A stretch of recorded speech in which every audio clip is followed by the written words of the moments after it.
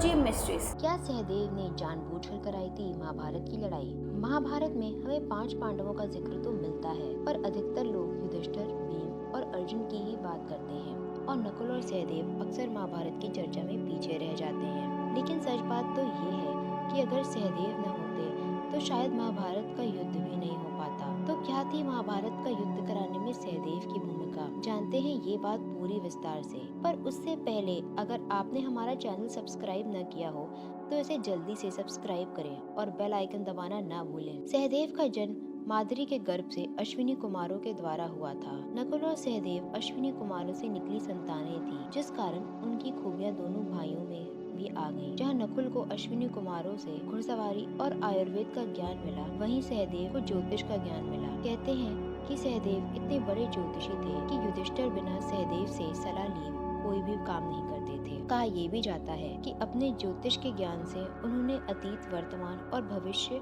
को भी जान लिया था। पर श्री कृष्ण को किए वादे के कारण सहदेव ने भी अपने ज्ञान का प्रदर्शन नहीं किया। इसके पीछे और कहानी भी प्रचलित मानी जाती है, जिसके अनुसार पांडवों ने अपने तप से बहुत सारी दिव्य शक्तियाँ हासिल की थी। अपनी मौत से पहले पांडु ने अपने पुत्रों को बुलाकर कहा था कि वे मरने के बाद उनके शरीर को खा लें, ताकि उनकी सारी सिद्धियां पांडवों को मिल जाएं। पर पांडवों की ऐसा करने की हिम्मत नहीं हुई और उन्होंने उनके शरीर को जलाने का निश्चय किया। पर उनके शरीर का एक छोटा सा टुकड़ा चींटियां अपने साथ लेके जाने लगी। सहदेव ने ये देखा और उसे उठाकर अपने मुंह में डाल लिया। इससे उन्हें तीनों लोगों के सत्य का आभास हो गया, पर इससे उन्हें आगे वाले विध्वंस का भी ज्ञान हो गया। इससे पहले कि वो ये बात किसी को बताते, उनके सामने श्री कृष्ण प्रकट हो गए, जिन्होंने उनसे वचन लिया कि जब तक कोई उनसे कुछ न पूछे तब तक वो किसी को कुछ न बताएं। गनीमत ये कि परिवार में सबसे छोटे होने के कारण उनके सलाह अक्सर ली ही नहीं जाती थी, जिससे वो सब जानते हुए भी कुछ नहीं कर पाए। पर सहदेव की भूमिका यहाँ समाप्त नहीं होती, क्योंकि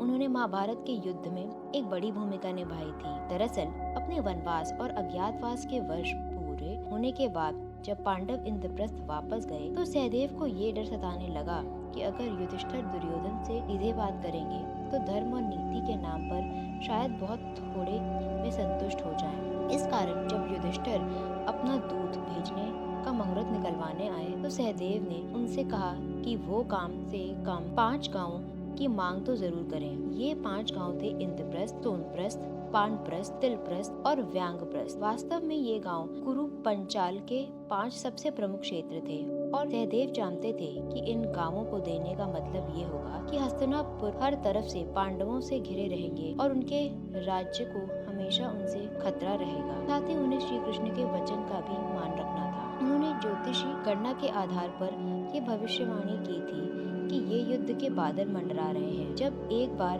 देश भर में सभी राजा कुरुक्षेत्र के 5 पवित्र सरोवरों में स्नान करने के लिए इकट्ठा हुए थे, तब श्री कृष्ण ने कहा था कि अगली बार जब ये राजा इकट्ठा होंगे इन सब राज्यों का विध्वंस हो जाएगा। और हुआ भी कुछ ऐसा।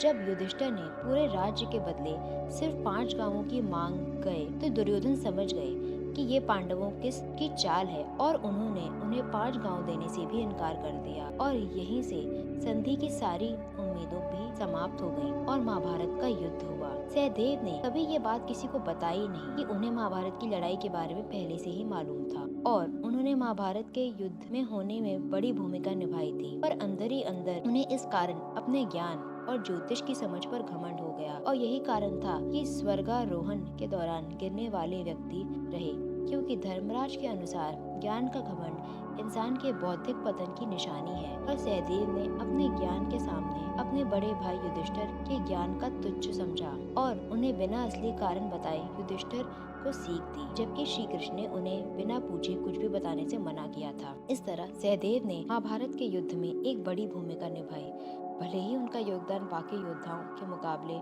कभी लोगों की नजर में नहीं आया। दर्शकों, कैसी लगी आपको हमारी ये कहानी?